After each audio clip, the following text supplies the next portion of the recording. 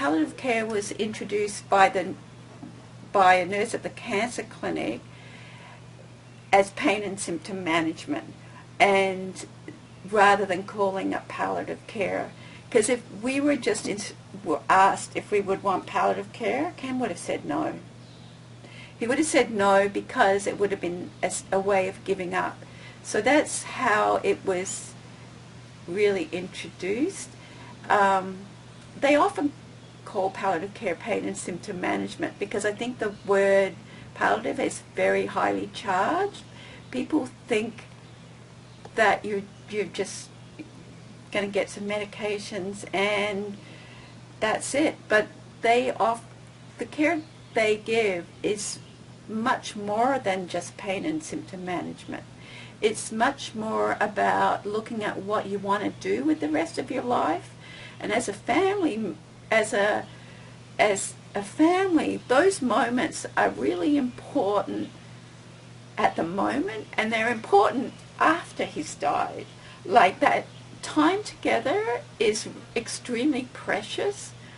And I can remember the palliative care doctor sitting there, and Kenny opted for palliative care chemo, and I think because he had such a drive to live, and I can remember her trying to approach it, but he was always pulled away from the idea of talking about death directly, even as simple as resuscitation status. And he would get asked that every time in hospital, and he would just roll his eyes. People that you didn't know, he'd roll his eyes and he'd say, yet again, because he wasn't ready. It makes it really hard. About a year before he died, he went golfing, and I said, Ken, I think I'm going to go to the funeral director today, just so that we have everything prepared. He said, well, go ahead.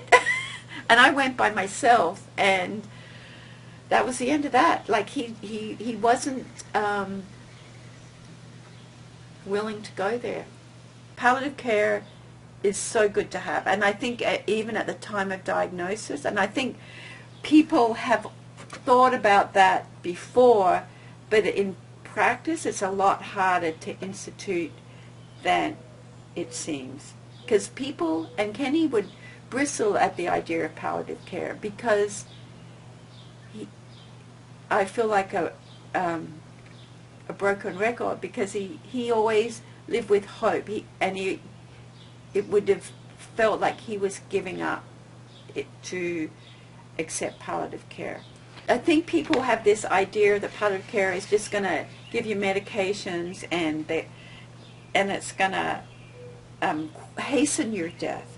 But I think I think it gives you the opportunity to live your life in a better way, because your life at that point is so much more precious. It's so much more, the time together is really important. And when you talk about crucial conversations, if there's any way to help have those conversations, I think it would be really beneficial for everybody.